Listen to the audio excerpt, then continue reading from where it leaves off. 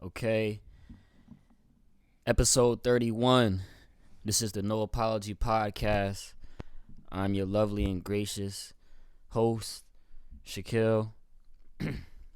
And I am here with my co-host all the time, My brother Chris. Hey, I'm here, man. What it do? What's going on with you, brother? Nothing. It's another beautiful day in December, right? Right. For sure. We got snow, finally. In Jersey. On the East Coast. Yeah. Some lady actually called me from, I think she was like upstate New York. She said they got like 41 inches. Like, that's some wild shit. 41 Yo, inches? she said 41 inches. Like, that's like you buried in snow. You can't leave your house type of thing. Word, yeah. I feel that. Definitely feel that. So what's going on now? COVID, still the same things that we talked about the last episode, I believe. Yeah. Except the vaccines are now starting to get rolled out. Yeah, with the high numbers in cases, people, still getting affected in large scales lately. I don't know how the fuck that shit keep going up and up. But with the vaccine now, that's breaking news. And from what I'm hearing, it's actually two major companies that have the vaccine, Pfizer and Moderna, something like that. Yeah. Speaking of that, because I know in the stock world, both of their stocks are kind of weird with all the good news that has come about with the vaccinations being made and being passed and being distributed. The stocks aren't really like following through with that news. That's surprising. I invested in Pfizer, so like I definitely took a loss with Pfizer. I know firsthand as far as the stock goes. So that it's kind of weird. I'm not really sure what's going on with that. I think it's people probably on some like trial and error type shit, seeing like what the reviews and everything going to be through this whole first trial, and from there, I think it's still a good investment, honestly, because I think on the back end, it's probably going to work out for you, bro. Because now is more so a trial period. People are just starting to adapt and figure out this vaccine is what they want to do, and that's something where. When it first came out, everybody was like, nah, I don't know. Now with all these celebrities and on TV, they showing frontline workers to start taking the vaccine. So now more people are kind of getting accustomed to the fact that they may have to take that, John. Yeah, Mike Pence, actually the other day, he took the Pfizer vaccination on camera. I'm still just not really sure, about, the whole vaccination thing, just because I already had the virus, and I know multiple people that may have spoken to doctors or spoken to specialists after they had the virus, and doctors have told them that, they don't see a reason why they would catch the virus again.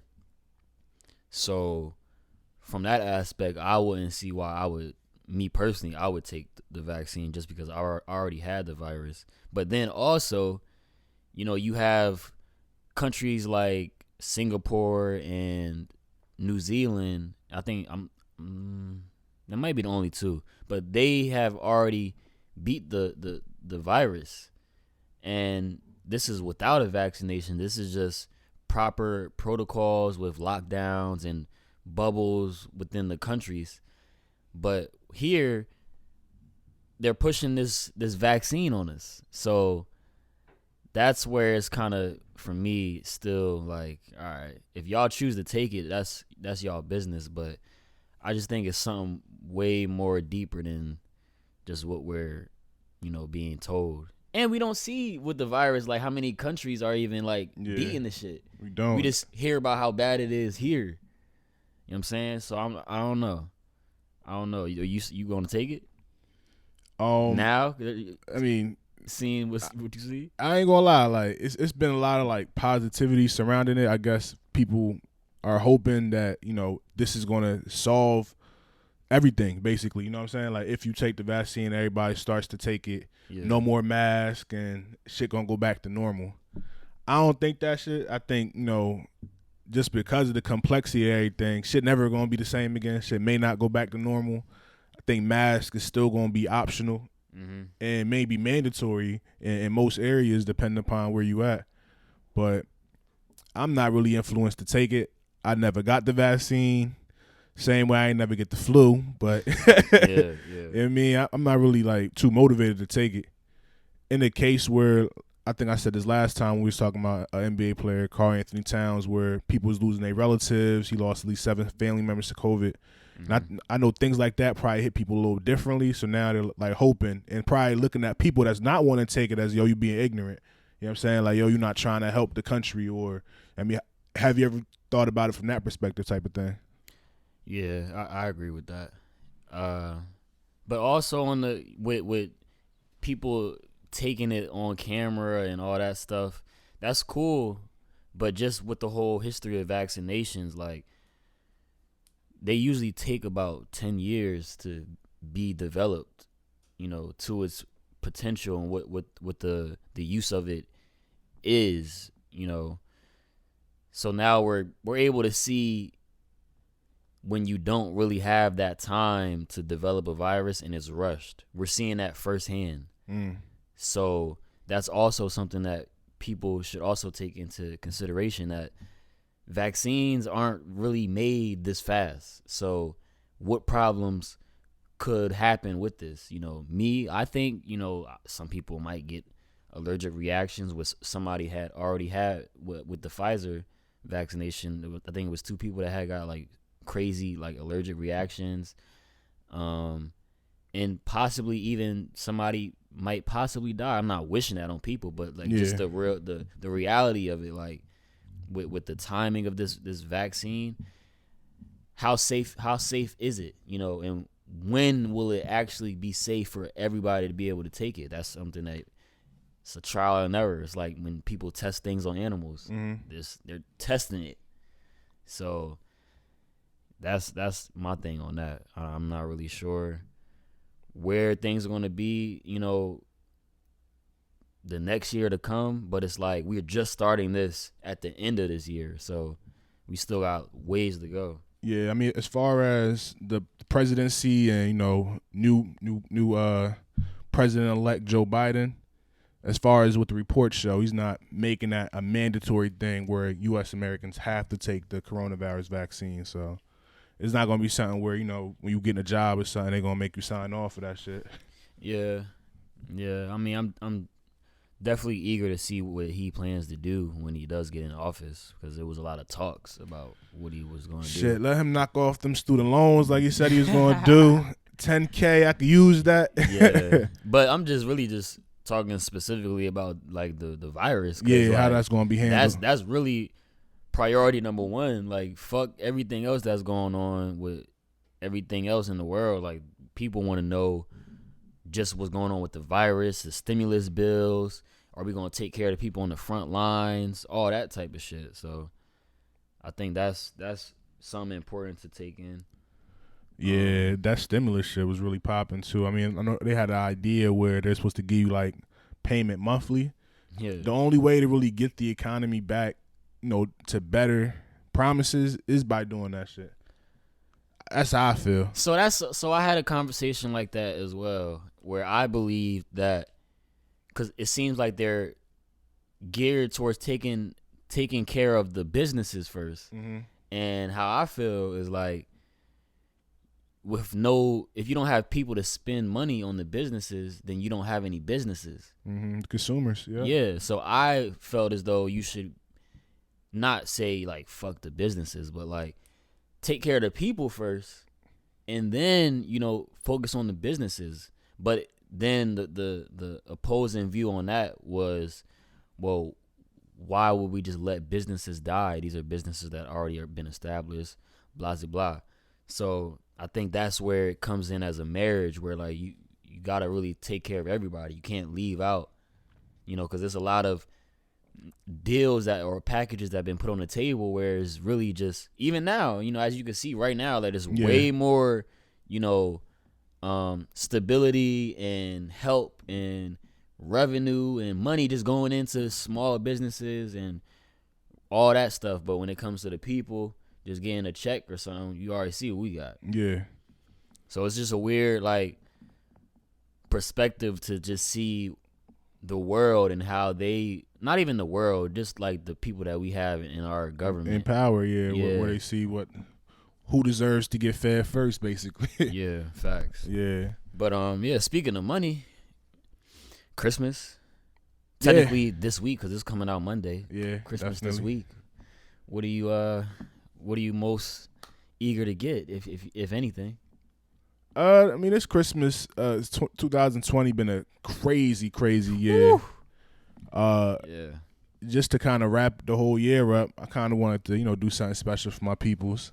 Make sure everybody gets something they may appreciate this year. Put a smile on their face. Right. Just through all the tough times. So I'm gonna spend a couple dollars.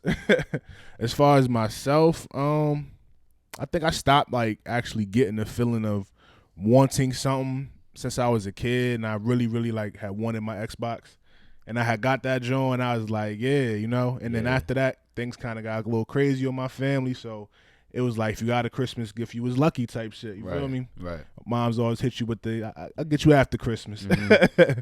So as I got older, I wasn't really like pressed for Christmas, so I always want to like do shit for other people, and I really care about my own happiness, so whatever I get this year will be a surprise.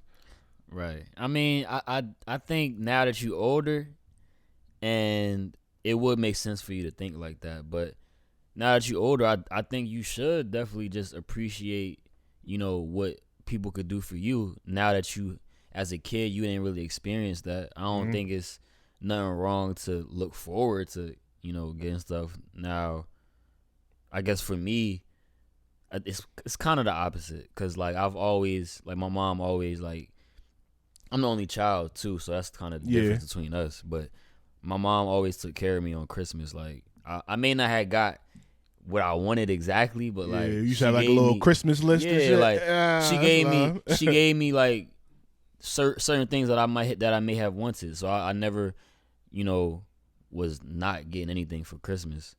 But now I'm at a point now where it's just like I'm an expensive person too though, so it's like I don't really want to like ask for a lot, or I wouldn't want to ask my girl to get me something that's like super crazy expensive to blow her pockets. But that's something you would get yourself though if you was gonna treat yourself. Yeah, of course. Shit. Yeah, I definitely feel that. Like I want a microphone. I want a microphone to record on. Yeah. But that shit is like $400, so I'm gonna have to get that myself. But that's just what it is with me. I don't really want for too much. I don't really want for too much. When I want something, I just go get it. But it's like when it's Christmas time and you gotta think of some shit, like that's where it's kind of rough for me, because it's like right now it's winter time. I'm a summer guy. Like I'm not really. You're not really doing nothing. Yeah, chilling. Like I'm in the crib. You know what I'm saying, watching movies, TV, all types of other stuff. So that's where I'm at. But back to you, like I definitely think that you now just getting older, you should take that time to where if it's people that are able to get you stuff, yo, I want this, let me get this, you know what I'm saying? It's been dope. Definitely being able to be financially in that situation to make it happen. Yeah. Especially for my daughter, man. And that's just a story right there. So we out shopping. I'm buying her mom's stuff, my family stuff. And she with me or whatever, right? Okay. So she wanted, I don't know, everybody that got kids already know, once you in the store with the kids, they want every toy. Okay. This. So I'm giving her everything, but we ain't buying everything. But she get to play with it. I put it back. You know what I'm saying? Right. So then she had this doll, mind you. It's a white doll. So she playing with it. I let her play with it in the store. We about to leave. I'm getting ready to put the doll back. She throw a whole fit. She is not letting me put this doll back. And in my head, I'm like, I know her mom always buy her black dolls. Like at the house right now, she got all black Barbies, like all black dolls, whatever. So I got this white doll, and I'm like, fuck it. In my eyes, I don't see nothing wrong with getting my child a white doll. Okay. Because I'm like, I want her to be diverse and I want her to be acceptable to different cultures. And she fucking likes the toy and she giving me an attitude right now. I don't see nothing wrong with it. So I buys the toy, I bring it home. And it's not even on no Christmas present. This is something she gonna play with right now. So her mom sees it and she like, hey, why you buy her the white doll? And I'm like, I had to explain my little story again because, Okay. I don't really see nothing wrong with it. Yeah. Plus, she was giving me a fit, so I just got the doll. Damn it, what you saying? Mm-hmm. She like, oh, okay. That's what you want to raise your daughter. I'm just like, oh. So what you think about that, though, after I said my little spiel, man? Do you feel like all black kids need, like black girls in general need to have all black dolls? Like they shouldn't have no, white dolls at all? Well, this is, obviously my perspective of it because I don't have kids. Yeah. But for the future, I guess I'm gonna give my perspective, just how I would probably manage that situation. I think that kids should, like you said, be diverse. I think that they should be well aware of how other, people look that aren't the same skin color as them, like. And they might have the voice boxes so they get to know how they talk or how they sound, like certain things like that. Just being familiar, and just that. Why you buy this doll or why you didn't get this doll? It means something to people in a sense where it's like, I don't want to say inferior, but like, what's the word? What her thinking was, it kind of she wants her daughter to be proud of who she is. And I get that. And I understand. Yeah. I get that. But on the flip side, you also don't want to, raise or even just have that development in a child's mind that to hate this color or to not really want to fuck with this color just because it's not my color. Mm-hmm. And that's just my perspective. Just if we're trying to make the world a better place and we're trying to, do things the right way, you're supposed to love everybody, don't matter what skin color they are. So yeah, I think kids should just be diverse in that. I don't think that they should have all white dolls or all black dolls. Let's mix it up. Throw all the dolls in there. Let them play with the black doll in one hand with the white doll in the other. Exactly. You know what I'm saying? That's exactly how I feel. And one thing that popped into my head is, I wonder, like all white couples, like full bred Caucasian, no type of seasoning, salt to or whatever, you know what I'm saying? Like just straight Caucasian, do they buy their kids black dolls? Because they are sold into the stores. So do they, you know what I'm saying? And I can't speak for them, of course, but like just from that perspective, and I kind of Googled it too just to see, like it was the type of reaction. What you find? Not a lot of people do it. And this kind of even goes back to I seen this clip back in the day, and it was like a documentary. It's called like The Doll Experiment, where they actually took black kids and they interviewed them and they showed them two different dolls, a white doll and a black doll, and they said which one's the good doll, which one's the bad doll. So for the good doll, they raised the white doll. For the bad doll, they raised the black dog.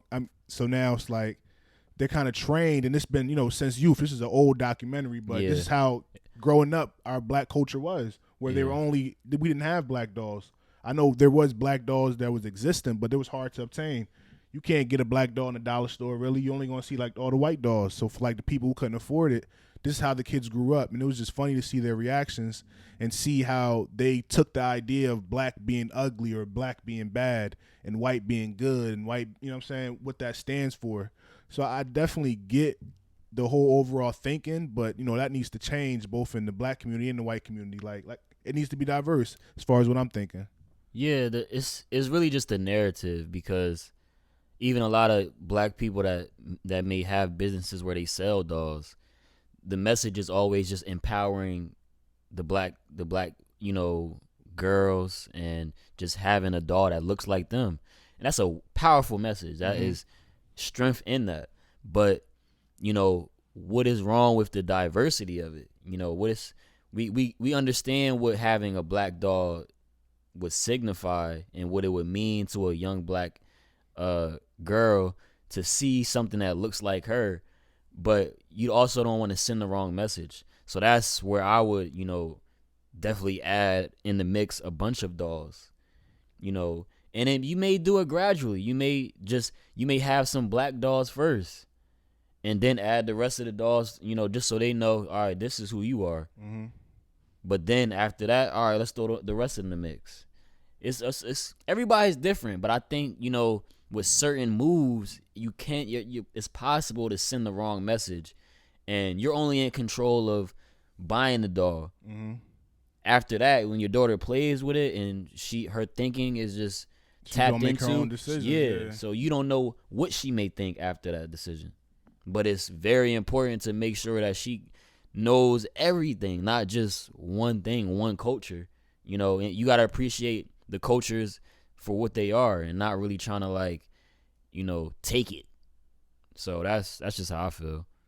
I think it's really interesting too, because we were talking about black culture, and you said that you really didn't find anybody that had, you didn't find any white people that had black dolls, but you see all the time that black culture is being appropriated.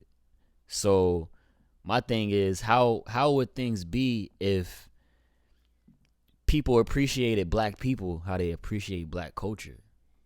And that's the thing. It take more to walk in the store and go get a black human figure that's black than to go get a black person hip hop record. That's a big thing too. Because that's just a song. Yeah. You could play that song and then be tired of it after that, but that doll, that's something like physical. Something. Yeah, that's a symbol.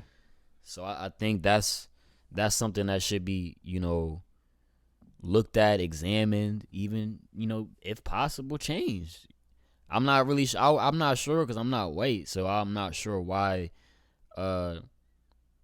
white people wouldn't want to do that, but you got to ask us the same thing. Why don't we do that? Now, you're probably the one in a few that really didn't see anything wrong with it. Yeah, that's real shit, because a lot of black people might think something wrong with that. They might not want to make that decision. Right.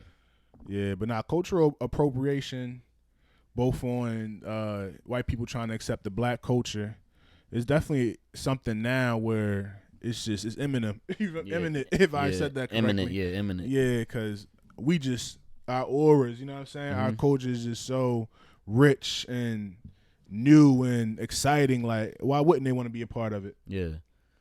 And I think about how, we go to work or whatever, and I'm in the corporate world, so I switch it up when I get to work.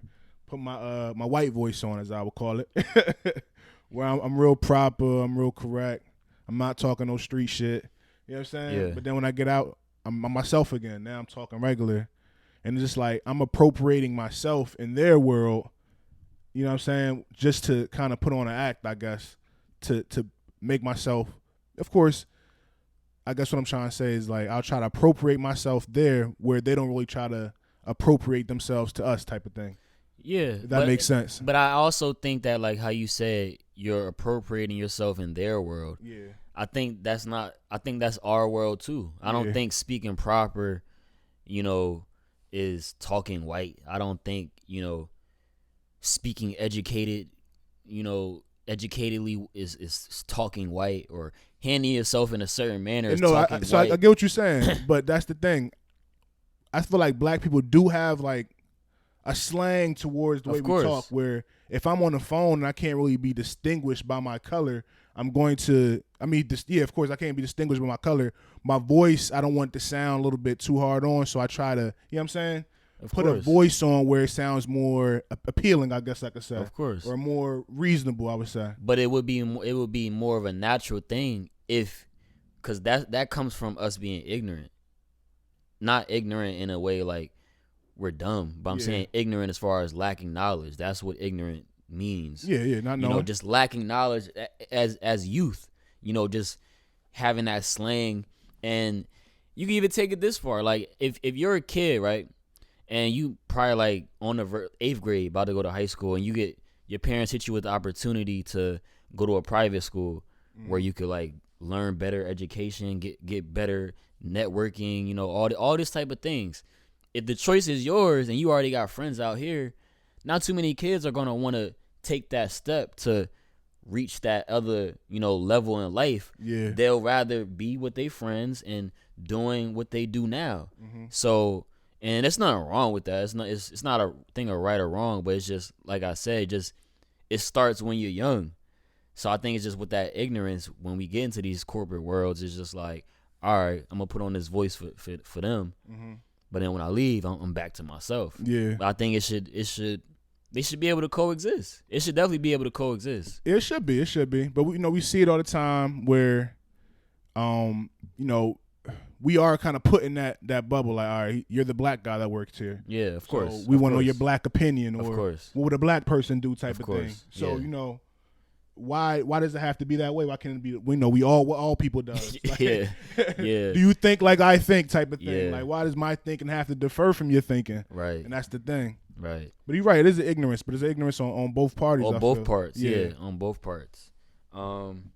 So even with having a daughter,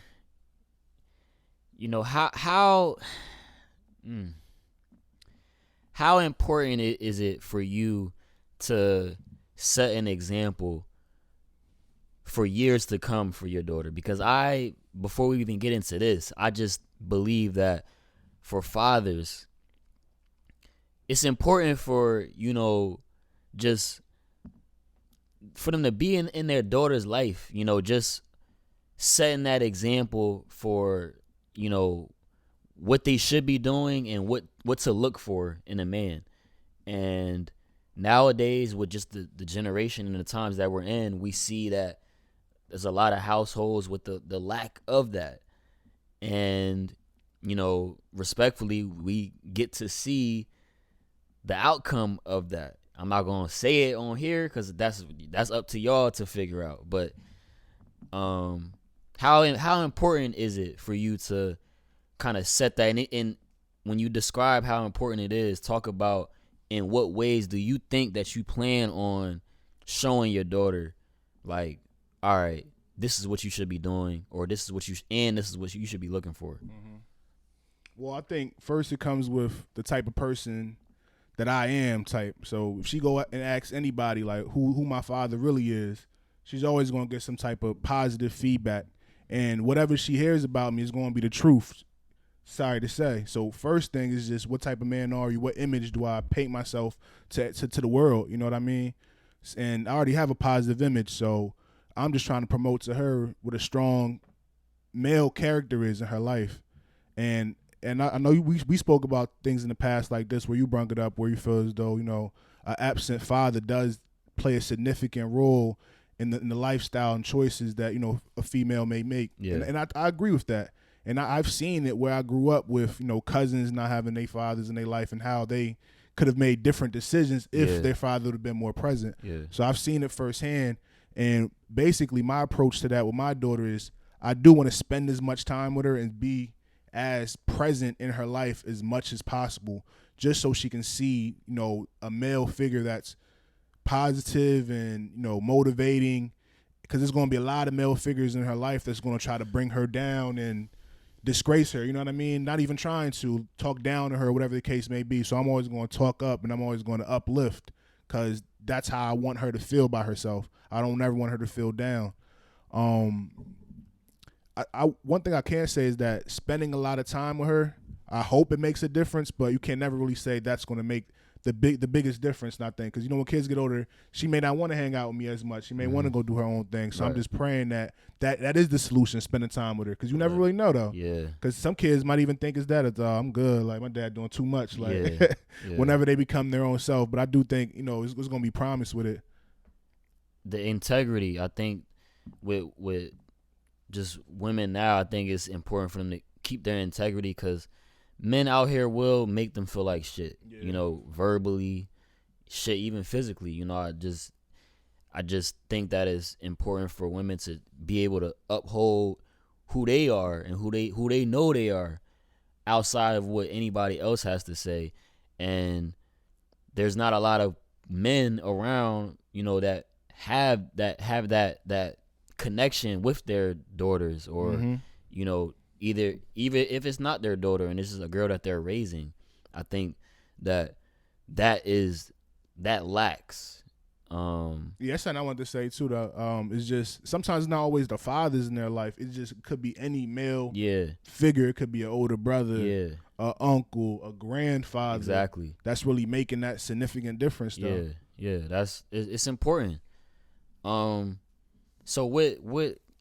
Cause you all right. So what do you think? I said what thinks.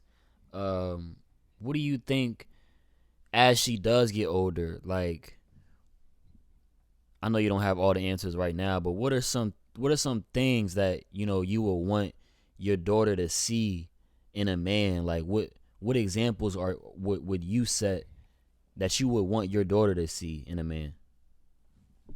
I think the best thing is a man with integrity, and you used the word earlier. Somebody that's going to be able to stand up for themselves and know themselves, because I don't want her messing with somebody who will know themselves that's going to make her not know herself. Yeah. So somebody who has a purpose, basically, somebody who has goals. And it's funny because, you see shows where a father might pressure a daughter boyfriend like, what's your goals with my daughter? What's your dreams? What's your aspirations? Right. That'd be some real shit. Because you wouldn't want your daughter messing with somebody that don't got nothing going for him or don't know where the fuck you want to go in life. No, of course. Because then you only gonna bring my child down with you. So I think that's the biggest thing. Is I would want her dating somebody who has a purpose. No, that's facts. I actually saw them. I forgot what the movie is called right now, but I had watched this movie, and it was a young black boy. He was trying to take this guy's daughter out on a date. I think he was a cop too, and he was older than her. He was way more experienced than her. They were like in high school and shit. And when he got to the door, the dad walked up. He was like, "Baby, go in the house or whatever.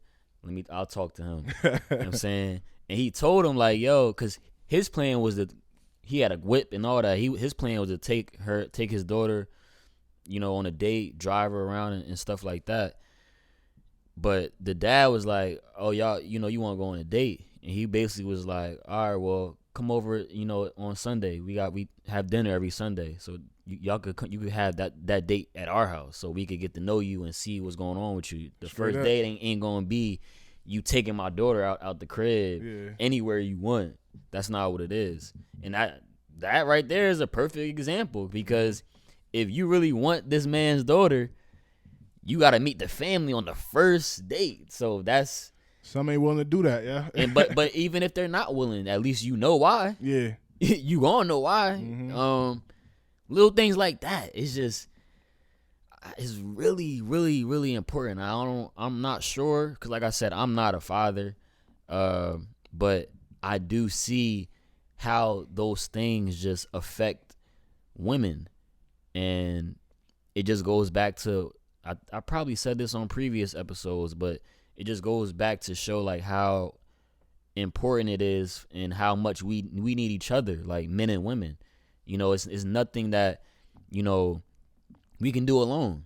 Even with men, it's things that we need. We also need that male figure in our lives at times when if a lot of us that are raised by our moms, that we end up more emotional. We don't really know how to express ourselves, or don't know how to communicate ourselves without being loud or without getting like hostile. So that's things that you usually learn from a male figure. Like, yo, chill out with all that. And not saying like you can't have emotions, but just correct how you're expressing it. Yeah, and that's like you said, being raised by a woman, you're gonna express yourself more for your emotions. Right. Because nowadays you can't even tell somebody like, yo, like I'm not feeling this right now. Like, or I'm not even saying you're not feeling something, but just disagreeing with people. Disagreeing with somebody. Like, disagreeing with people it turns into a whole thing. Like, then niggas want to fight. Disrespect. Yeah. Disagreeing is damn near like a disrespect. Yeah, and it shouldn't be like that. Like, we don't even know how to communicate, bro. Like, I'm talking about to this very day, we don't know how to communicate. So, it's important. And actually, to bring that up, because it ties in, T.I., he had recently done an interview on his podcast with 21 Savage, where they were speaking about how they raised their daughters. And T.I. said that him and Lil Duval, they call spending time with their daughters Thot Prevention Hours. And of course that went, viral. Some people were in agreement. A lot of people were just disagreeing with just all the other things, how serious, T.I. was with his daughter's virginity and making sure she was still a virgin. Yeah, I remember that. Things like that. But yeah, I didn't really see anything wrong with it because it's like his perspective of it was just he was doing things to, prevent his daughter from being out there, basically. Like, that's what he wanted, and he wanted that for his daughter. And then I seen people talking about it in their ways of like, you can't do that, you shouldn't be talking about it like that, blah blah blah blah. But it's like, we have a problem when men aren't in their daughter's life at all. Mm-hmm. So now we have a man that is in their daughter's life. People have something to say. So I guess that's just the power of the internet. Like, I mean, Thot Prevention Hours, non-ho hours, whatever you want to call it. Like, it's whatever he's calling it. That's him spending time with his daughter. Personally, I don't think it's a jab at calling his daughter a thought. I just think he's referring to his time spending with his daughter is going to be the reason why she's not a thought.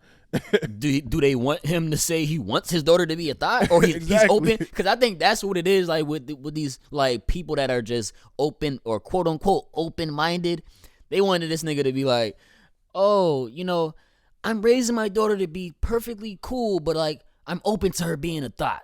I'm open to her being a hoe. Nah. Like, it's just certain things like you gotta have a limit to. You gotta have a limit to where, all right, this is where it stops. Like, just as a human being, like, this is where I'm gonna stop as far as my morale. Like, I'm not gonna do anything past this point. But people nowadays just are so open to experimenting with shit, where it's like certain things you really don't want to go down that rabbit hole for real, because that should have changed your whole life. Mm-hmm. Fuck around and mess with the wrong person. Now you got a baby with him for the rest of your life. Mm-hmm. You know what I'm saying? You see that all the time. So that's what that is. So what else? What else can we? Oh, this Clubhouse app. I know you heard of it. That, yeah. I know you heard of it. What's that all about? All right. So for those who don't know, this Clubhouse is a new app where people are coming together and you can have just these audio conversations with multiple people in a room. And yeah, that's it. I guess people are kind of like using it for certain niches. Like if you're a musician, you can find rooms with just artists and like A&Rs that'll help you and things like that. That's what I've seen. Cause I seen some about like academics and Meek Mill getting into it over a Clubhouse beef or something. Like, why they beefing on the Clubhouse? And before that, I don't think that there were a lot of recording clips, like, cause even with an app like that, I don't think people should be recording clips and posting it on, because it's really for like a private, intimate like conversation. It's not meant like if we're in a group and we're talking, like you will want that to stay on the app. You want, like, if you talking about something like right now we do a podcast, but if we're talking off mic on the app, you don't want some shit you said on that app to come out on fucking Instagram and then on the Shade Room, because you speaking private. It's not privately, but you get what I'm saying. Like you're not speaking to be on some with the intent of public. Making that shit public. So I think that's kind of weird. I think that should definitely stop with people recording these conversations, because but the generation now is just all about exposing motherfuckers. Yeah, I'm not really sure if I'm gonna like do it though, just because I don't know. I'm not really that eager to hop on the waves like that. Like it seemed cool or whatever, but a lot of people, like, when I see people talking about it, I see them talking about people getting arguments and people getting, like, you just brought up Meek Mill and academics arguing about it. Like, I'm not trying to be on there arguing with people or even listening to people argue. Like, I could literally go on Instagram and see that. For real. Or activate my Facebook again. So yeah, that's my thing. You think you gonna get on there? Nah, I don't really think so. Yeah, I don't know. They have some good conversations though. I did hear about that, but that's really about it. I guess you gotta be in the right spaces to find those people. It's good for like promotion or something like that. Yeah, that's what I'm hearing. It's good for Okay. promotion and just getting your name out there. If your talk game is right, I guess. Yeah, you cap right. The NBA is back. Preseason is cracking. Yeah, preseason been nice. It was nice to watch a little basketball. Yeah, I thought y'all was gonna get kicked on. Yo, last night it was looking crazy. I thought y'all was about to get kicked. We talking about the Lakers and Suns. Woo! Devin Booker was looking good, looking real sharp off the preseason. But AD, that nigga AD. Yeah. What was he had like 6 threes? Yeah, 6 threes. 6 or 7 though. Only missed one 3.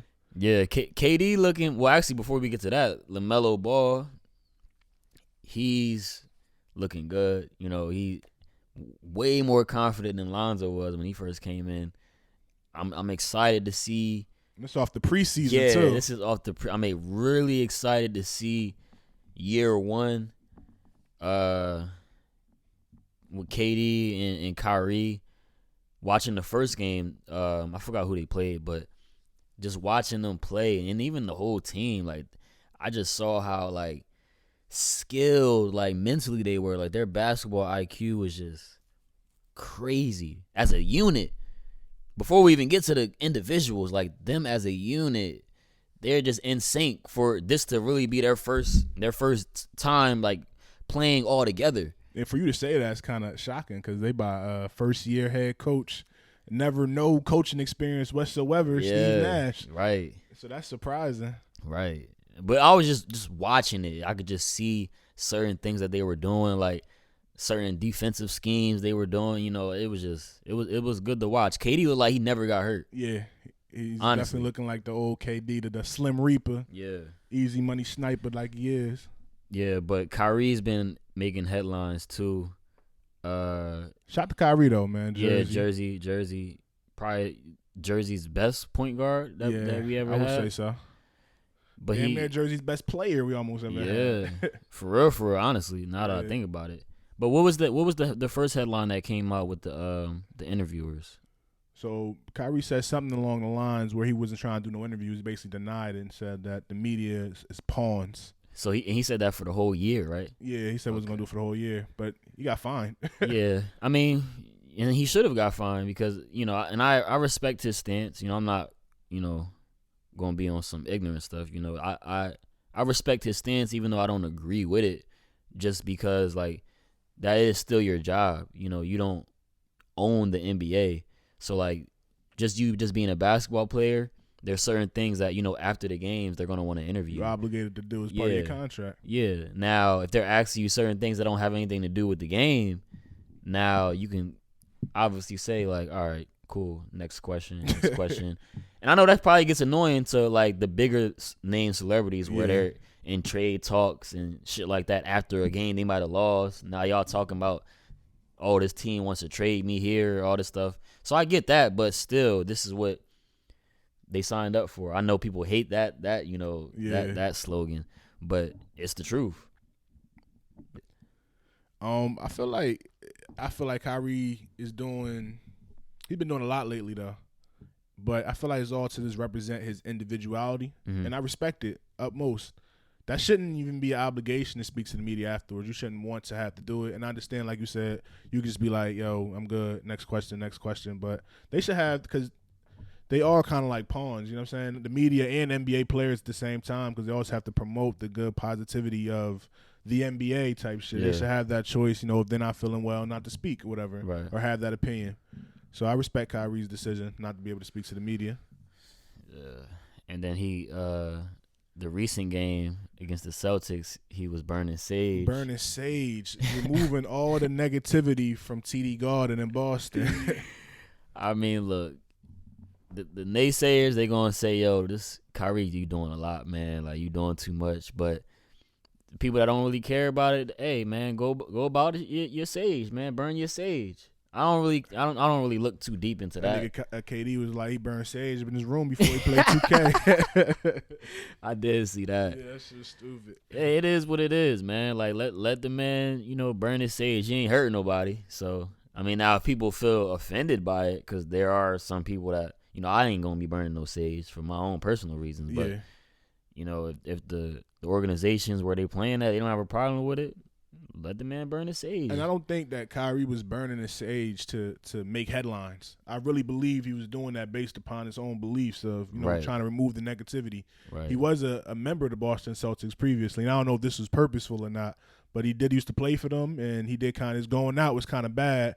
He had promised them like 5 more years and just dipped on them, demanded a trade. So I can see why he would want to remove that negativity from the arena.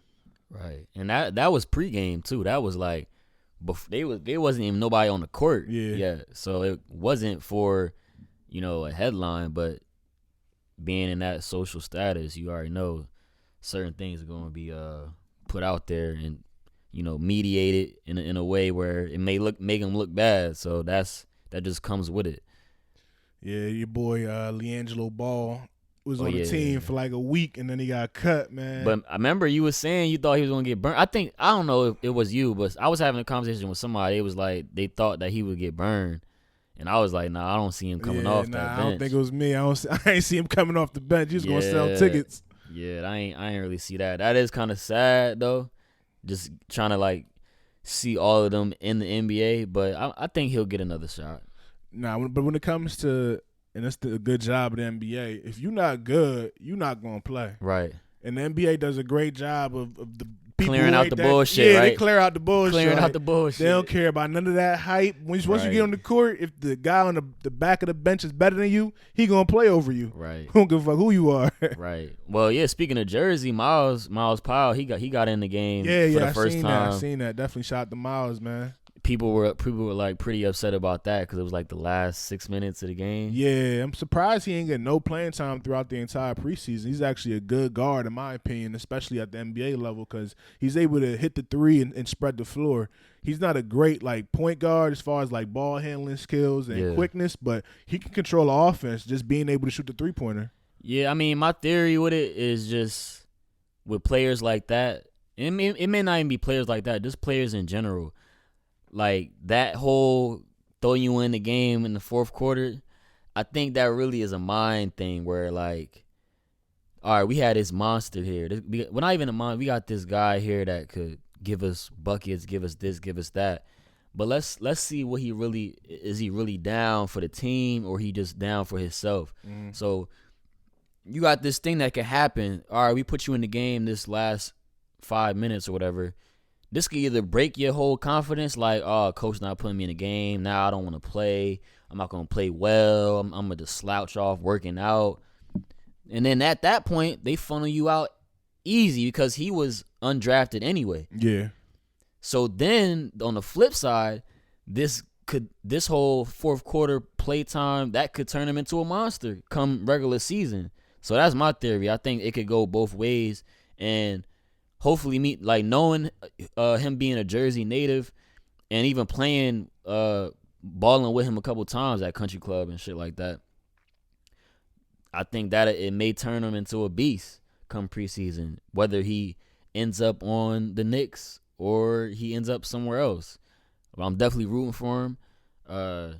Jersey for sure. Shout out to everybody from Jersey that is doing anything, major within the community, the state, outside of the state, just the whole nine. Just big shout out to New Jersey. Yeah, definitely, and we rooting for you, Miles. He got in the game 5 minutes, but he took 4 shots, so I think the confidence is still there. Right. I don't think this is going to break him. He always played like a player who had a chip on his shoulder, right? So I think this is going to use as motivation. Although he may not play this season with the New York Knicks, and he might play, for the G League affiliate, the Westchester team. I think if he does play in the G League, though, he'll average a good consistent numbers, about 15, 3 and 2, something consistent though. But he gonna get buckets regardless, though. Right. All right, man. It's been good. Another episode. We didn't get to release last week too. I forgot about that. But just want to give a shout out to all the the listeners.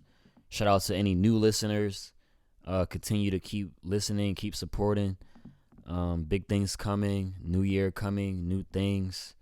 The whole nine, man. Any last words on your end? Nah, man. As the year comes to an end, this has been an amazing experience doing this podcast with you, my brother. You already know. And, appreciate everybody tuning in each and every time we drop an episode. And all the new people, just stay tuned. This is the No Apology Podcast. See y'all next week.